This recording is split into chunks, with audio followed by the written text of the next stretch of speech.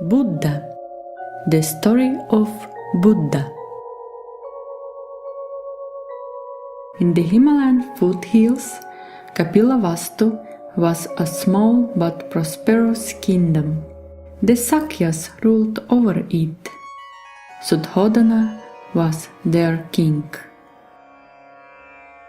One day, his queen gave life to a baby. The prince was born to her. It was the full moon night of Vaisakha.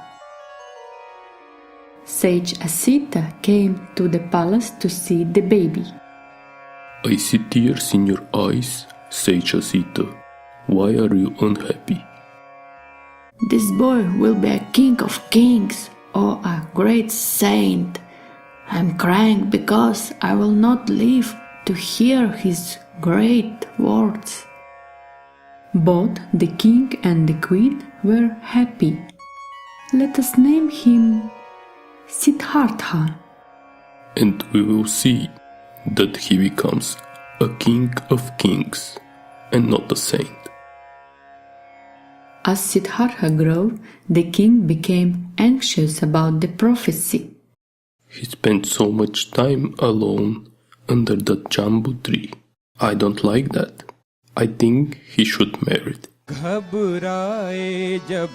after some time, Yashodhara chose Siddhartha as her husband on her Swayamvara. Siddhartha and Yashodhara were married with great pomp. The king tried his best to provide all the comforts of life to Siddhartha. Soon a son was born to them. King Suddhodana was pleased when he heard the news. Good. Now Siddhartha will never think of becoming a saint. One day, Father, I would like to go out of the palace and see more of the world. I will order a chariot for you. After it is ready, you can go out in it. A few days later, in a beautiful chariot with 4 horses driven by Channa, Siddhartha drove through the streets of the city. In the city, King Suddhodana had ordered all signs of unhappiness to be kept away from Siddhartha. But as he drove further, Channa, who is this? His head is white and he seems very weak. His skin is wrinkled. He is an old man, master. He is bent with age. Does everyone get old, Channa? Yes, my lord. Everyone has to grow old. Will my Yashodhara also grow old? Will my strength go away with years? On another day, what's the matter with this man? He is ill, my lord. He is crying with pain. Is disease peculiar to him? No, my lord. Anyone may fall ill in his lifetime. Even I? Yes, master. Even you. Still another day. Why are they carrying that man, Channa? He is dead, my lord. Is he the only dead man? Everyone who is born has to die someday. I feel sick, Channa. Let us return to the palace. On the way back... Stop, Channa. Who is that? He looks calm and different from all the other men I have seen. He is a saint. He has given up a life of pleasure and pain in search of truth. And the palace.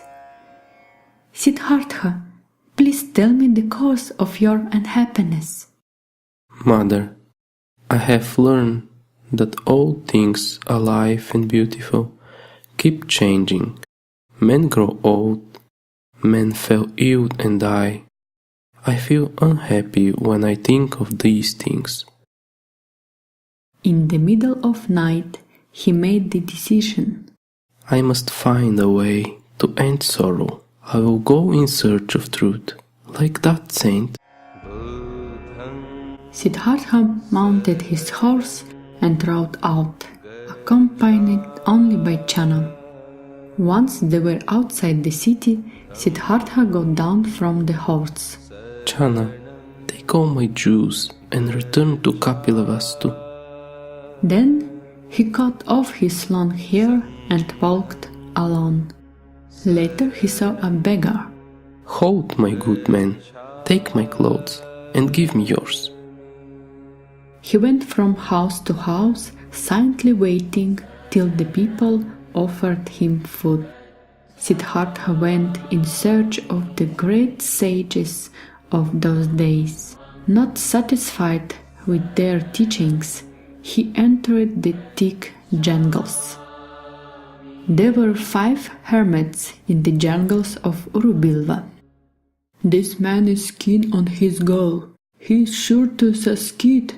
Let us wait on him." Siddhartha drank only water and ate only fruits and herbs. He slept on the hard ground. After some time he started eating only 1 hemp grain every day. This made him very weak. I feel weak. I don't have strength to get up. As he began to walk, he felt weak and fell down. Slowly he got up. Next day, as he sat beneath a banyan tree, Sujata, daughter of a herdsman, came to that spot. She offered food to Buddha. Later, "How is it that you have started eating food again? He does not deserve our respect. Yes, he wants the pleasure of life." Siddhartha now lived a lonely life. They have left me. Let them go. But starving the body is not going to help. I am now sure of that. He moved towards a bodhi tree and sat beneath it. Heat and cold, hunger and thirst troubled him. Rain lashed on him. Come, what way? I shall not move from this seat till I find a way to end sorrow. Visions of the life of pleasure floated before his eyes, but nothing could tempt him. He went into deep meditation, and then he saw light. Adishakti gave him self-realization. Siddhartha became the Buddha, the enlightened one. I know the truth now. The way to end sorrow is found. He spent 7 weeks under the tree, enjoying his state of perfect happiness. Then he went out into the world to teach others. Buddhang saranang gacchami, dhammang saranang gacchami, sanghang saranang gacchami, Shrima saranang gacchami, Shrima saranang gacchami.